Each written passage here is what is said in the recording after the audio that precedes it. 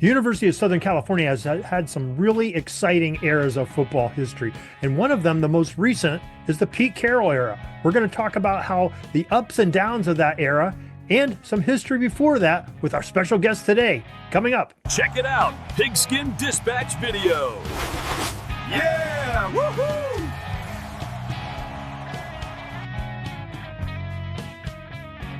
Hello, my football friends. This is Darin Hayes of pigskindispatch.com. Welcome once again to the Pig Pen, your portal to positive football history. And we are in for a special treat. We're going to talk about football out on the West Coast tonight with a Times News award-winning author, Monte Burke, and his latest book that's out, Men of Troy, The Epic Afternoons, Wild Nights, and Enduring Legacy of Pete Carroll's USC Trojans. Monte Burke, welcome to the Pig Pen.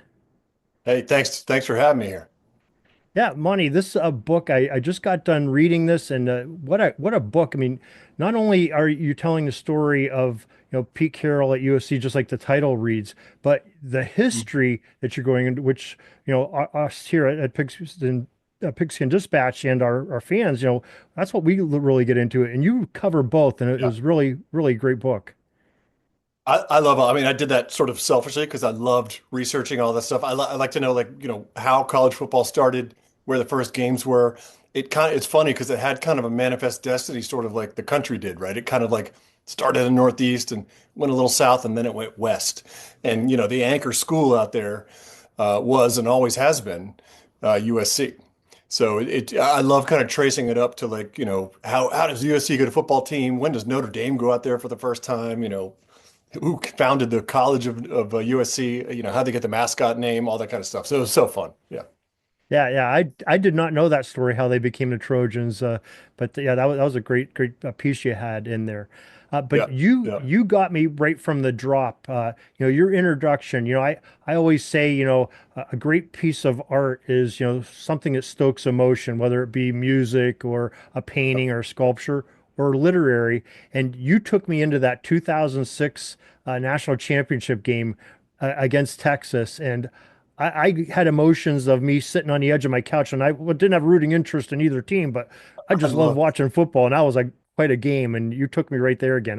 Great I way to love start. I love that. I love that lead. I knew I was going to probably have to lead with that game since it's sort of it's some people consider it the greatest title game ever played.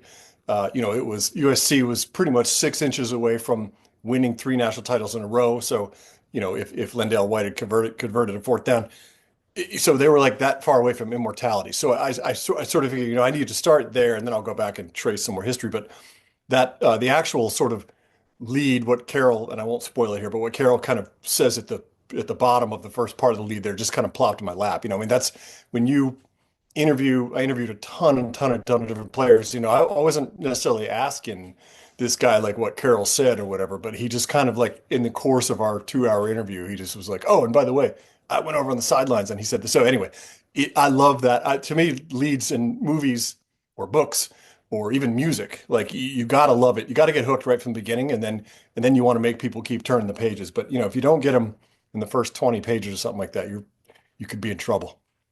Yeah, most definitely. But you definitely did that. You put a check mark there. You definitely did that for this Good. All reader. right, cool. Good Most here. definitely. Yeah. So, but so we know of Pete Carroll, until recently, his time with the Raiders not so good. Just recently he Yep. was fired with them after 1 year. But he had sort of an auspicious start before he had greatness with USC and later on the NFL. Maybe you could just go over that a little bit and how you lead in. Yep.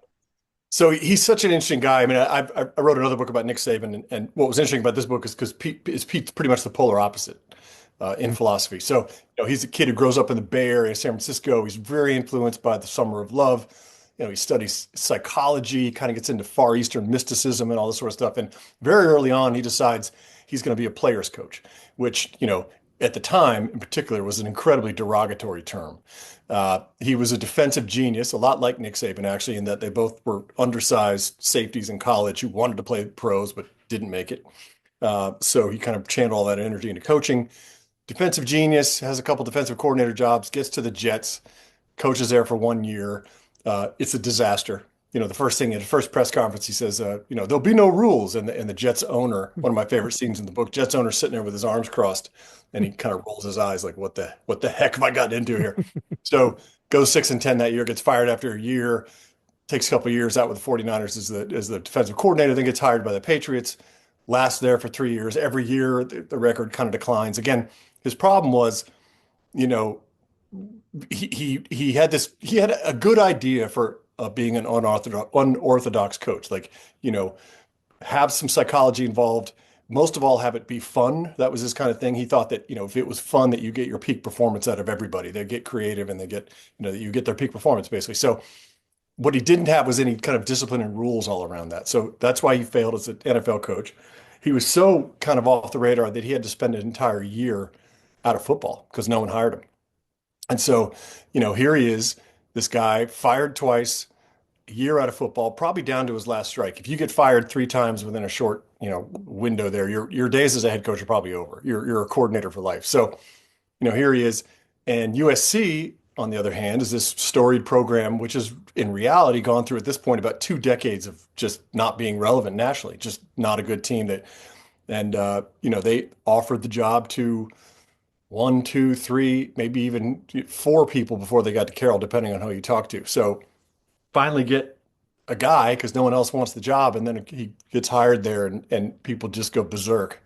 The alums, the boosters, the administrators, the fans, the LA media, they just go like, why did we hire this guy? He's been fired twice. He hasn't been in college in 15 years, all this kind of stuff. So rough beginning there. Then has a really rough start to his first year, goes 1-4. And, people are ready to rip everybody's head off. And then it just turns around. He that style, that unorthodox style he had really worked with college kids. It was a great place to test it. These are impressionable younger kids. They are at that point were a captive audience for 3 or 4 years. They're not that anymore, but they were then.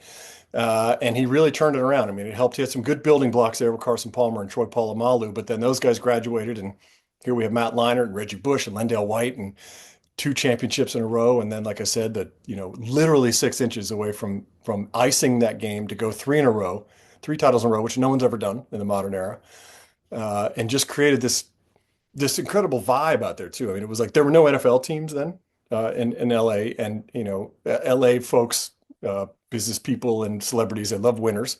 USC started winning. The next thing you know, all these celebrities are flocking there. Carroll, unlike other coaches, had totally open practices. He didn't care who came. You could have a scout from another team. He didn't care.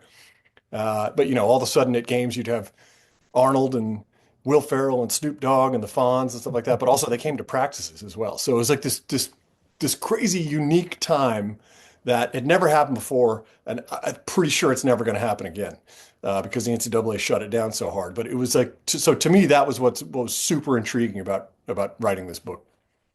Yeah, it's kind of interesting that he rose so quickly. This is a time of like stoic coaches having success, like, Yep. Tressel and Yep. Saban. And Yep. then you got Pete Carroll come in, this failure in the NFL, and comes in and just, blows it up and really takes over the NCAA by command, I almost mean, the three-peat. they captured not only the city of Los Angeles, but they kind of hijacked the sport there for a little while. I mean, they were it. And what was cool too is he sort of reestablished the Pac-12. I mean, when I was those years before that, I remember watching, you click on the Pac-12 game at 11 o'clock at night here on the East Coast, and you were guaranteed to have fun because there was no defense, right? It was just guys slinging it all over the place. It was really fun. So he brought this sort of, not only was he this great recruiter, he was a naturally good recruiter, but once the stars started showing up, like, I talked to a couple guys who were in high school and they'd be like, yeah, I visited and I met Snoop. And I was like, I was going to USC, right? So he recruited really well too, but he also brought this kind of defense. I mean, they had some great defense. We forget, they had one team where they had Brian Cushing and Clay Matthews the third on the same team in the linebacking core. I mean, they had some pretty incredible defenses. So in a way, USC was kind of the rising tide that lifted all boats. I mean, the Pac-12 had to, once he whipped their butts for 4 or 5 years, the other schools kind of, got their act together, and Stanford hired Jim Harbaugh, Oregon got it going with Chip Kelly. I mean, it really rose the whole level of the Pac-12. And then I feel like when the sanctions hit, which USC, by the way, has not recovered from still, we're almost 20 years out now, and they're still not really now. I mean, they had a decent year last year. Maybe they're on the cusp of doing something. I don't know, but they haven't been nationally relevant really since then. when that tide went out and USC sunk, they were the anchor program out there, right? And so the whole conference suffered. And to a certain degree, I think you can there's a thin thread needle there where you can look at the demise of USC and how it's connected to the demise of the Pac-12. Yeah, I loved how you alluded to that throughout the book Yeah. of, it rising up and then when that ship sinks, the whole Pac-12 started sinking. So Yep. yeah, very, very interesting parallel you had there.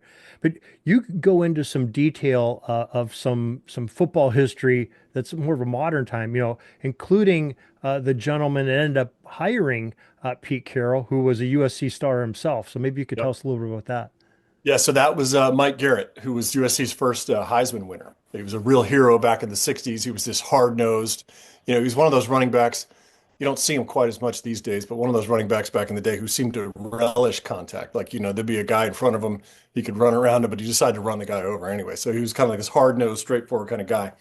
And he'd been at USC. He inherited John Robinson, who of course was a famous USC coach, but this was John Robinson's second stint, which seemed to me to never work. I mean, I remember when Joe Gibbs went back to what was then called the Washington Redskins, and you just knew it was going to be a fiasco, and it turned out to be a fiasco. So he inherits Robinson, has to fire him, doesn't do it very politely, does it over the phone, answering machine, I believe.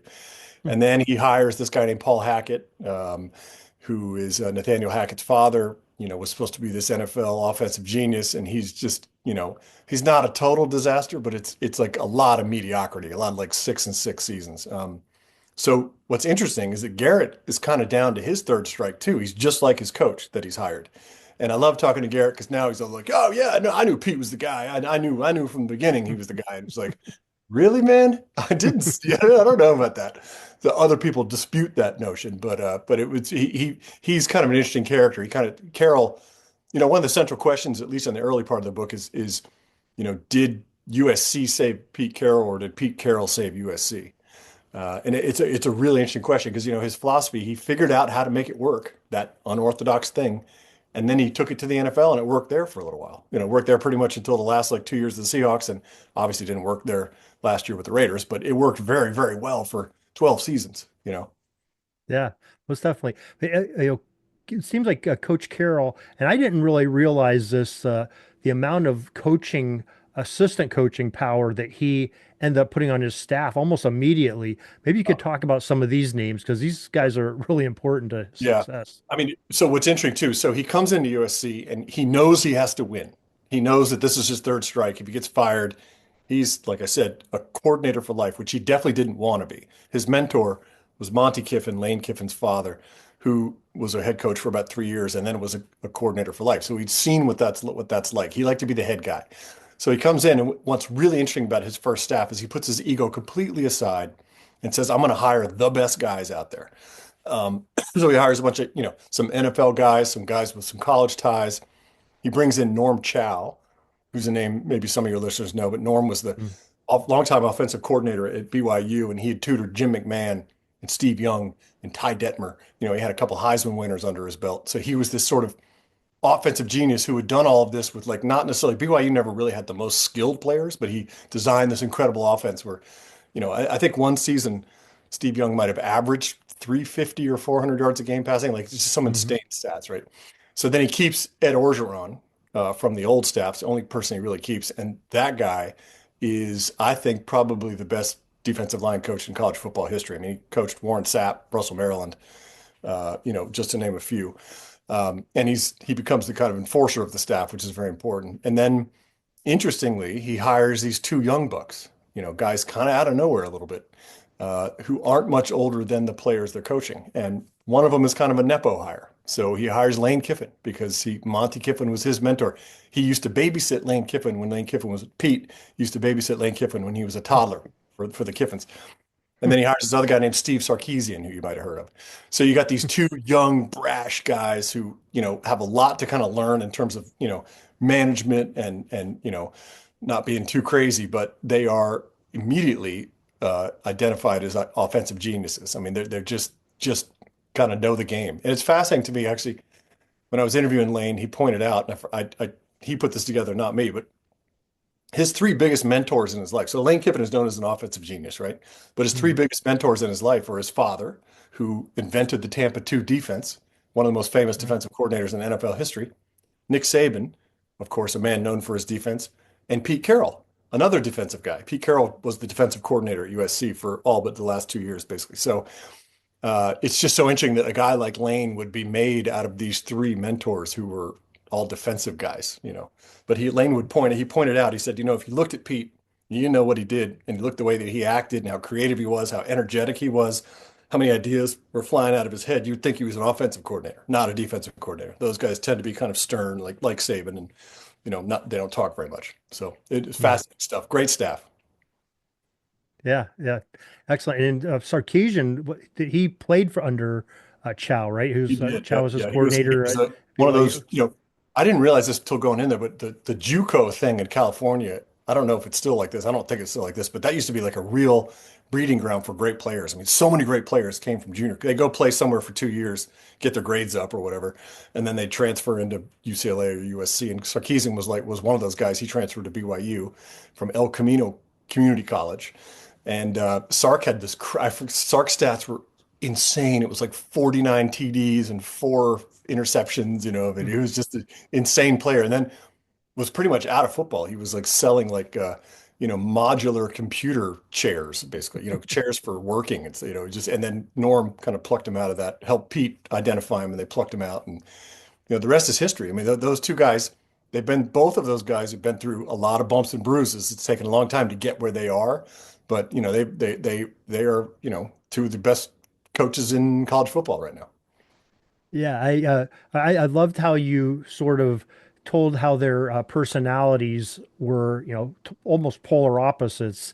And I know a little bit about, Pete Carroll because I listen to, Sirius Radio, and he's good friends with Pat Kerwin. Kerwin has him on every week, and he could be, like this year, he had a terrible season going on, but the dude is so high energy coming on and talking after you're just getting shellacked a couple days earlier.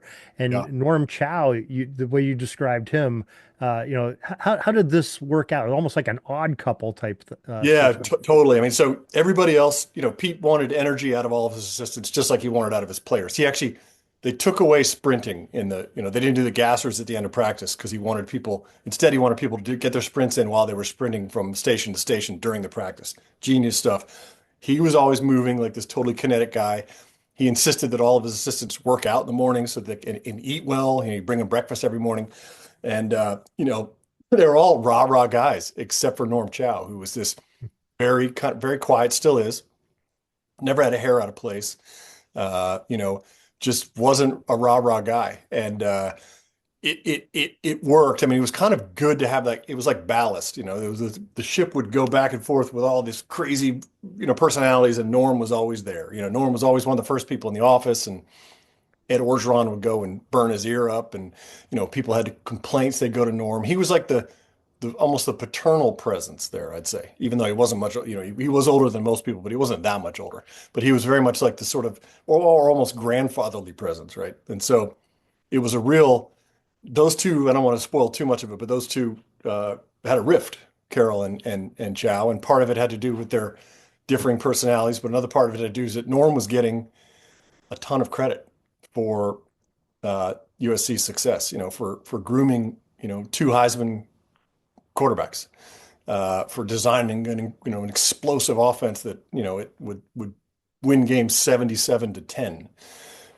So, part of that had to do with Norm's getting a lot of the credit. I want to try something different. I want to try my guys that are, he considered Lane and Sark kind of his guys, so he lets Norm go. It's they classified it as a mutual separation, but it was definitely not mutual.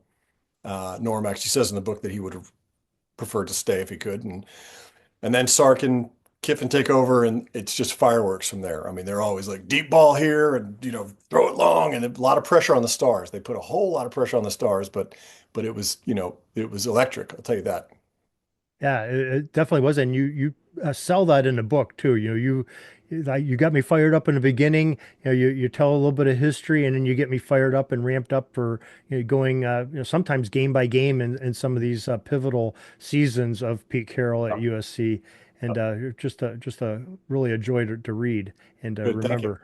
Yeah, yeah. So So what do you think? I know you talk about this a little bit. Pete Carroll was smart enough to realize as he was going through his coaching stints and his failures of picking up on things and learning some things and adopting and Mhm. adapting. What Mhm. do you think sort of took him to that USC point? What were some of the biggest changes he made from the Jets where he had no rules? I think it was, for one, he spent that whole season he was out of football. Aside, he and Kerwin tried to start something that sounded an awful lot like what would become the NFL Network. It's a very good idea. They didn't have any funding for it. But other than that, he spent a lot of time holed up in his New Hampshire lake house, looking out at the white snow and just writing down like his philosophy, sort of. I mean, he loved John Wooden, and he reread Wooden's famous book, which is called The Blue Book, which is kind of outlines John Wooden's philosophy. And but I think a lot of it had to do with discipline. I mean, he just had to figure out how to keep it fun, keep it loose, but keep it within parameters, right? I mean, there's you can't have the inmates running the asylum, basically, which is kind of what he had at the Jets and the Patriots. You know, but again, the kids are younger, right? And you've got so much control. If they mess up, if a pro player messes up, they're not going to study hall from 8 to 11. I mean, Right. they're going home. So these kids, if they messed up, put them in study hall. If they messed up, Ed Orgeron gets them up at 5 o'clock and they do gassers in the morning. I mean, so there's so much more control over these kids. But I think a lot of it was just, evolving into, just him getting a little more mature and realizing that, he had a little affirmation card that he wrote that he kept in his car that said, "I will coach this team with discipline today." So a lot of it was just that. Yeah. So you talk, a lot, not only about Pete, but you talk about a lot about the players. You have, a great background on Matt Leinart and Reggie Bush and, some of these other great players from that era of USC football. What was maybe one of the most surprising items that you did during your research that you wrote about? I mean, there was a lot. I'll start with Leinart because I vaguely knew Leinert's backstory, but I didn't know it quite that well. And I didn't realize that he was, as a kid, he was obese Yeah. and cross-eyed. He had something called strabismus, which is just a natural, born kind of cross-eyed, and he was, mercilessly picked on as a kid. Every once in a while, his older brother would step in, but this was back before there was like a national conversation about bullying, right? You just kind of, if you got bullied, you kind of grinned and bared it, but it dug into his soul, and eventually he got his eyes fixed, and this is like the swan story, right? Mhm. I'm forgetting the fairy tale, but The he ugly becomes this. duckling type thing. Exactly, ugly duck. This is the ugly duckling thing. And then ninth grade, all of a sudden he kind of grows tall and like has muscles and stuff like this and becomes this incredible athlete, like great basketball player, great baseball player, and phenomenal quarterback.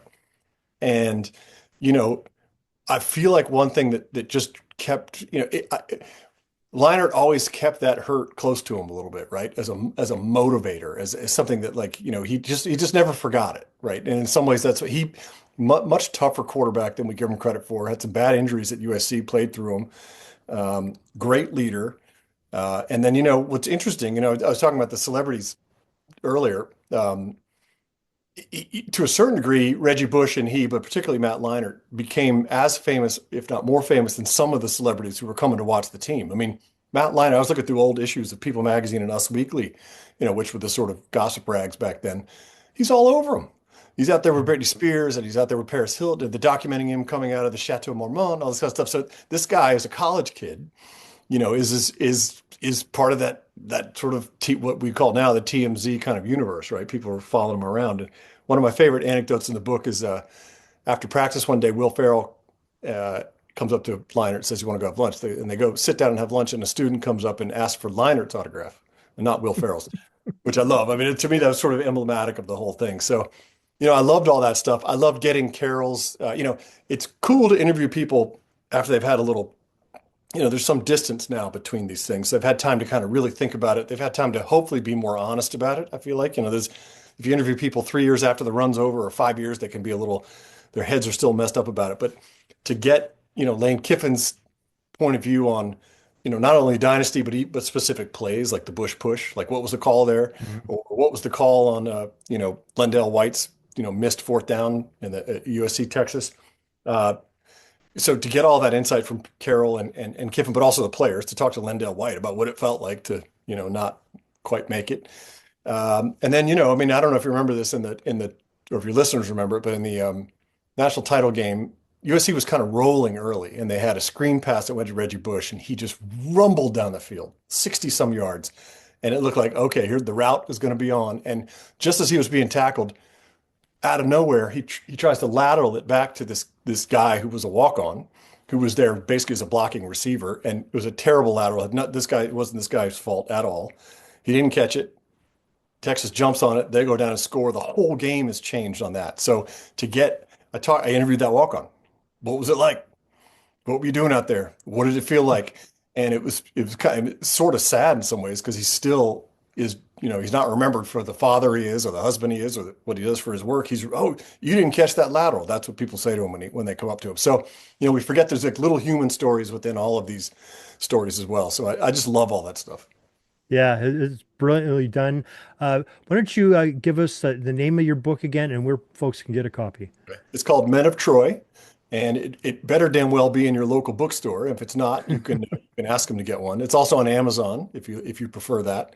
And I can be reached through my website if you want to, talk to me about it. I love chatting with people who've read it, even people who have beefs with it. I got no problem. Bring it on. Let's go. So yeah. Yeah, it's a great story, folks. It's a controversial story, because it was in the public eye, and so really brought a bad light into football. But the history of the book and the journalism that you did on this is excellent, and I highly recommend it. And we really thank you for joining us, Monte, and good luck with the sale of the book. Of course. Thank you very much for having me on. I appreciate it. That's all the football history we have today, folks. Join us back tomorrow for more of your football history. We invite you to check out our website, pigskindispatch.com, not only to see the daily football history, but to experience positive football with our many articles on the good people of the game, as well as our own football comic strip, Cleat Marks Comics. Pigskindispatch.com is also on social media outlets, Facebook, Twitter, Instagram, and don't forget the Pigskin Dispatch YouTube channel to get all of your positive football news and history.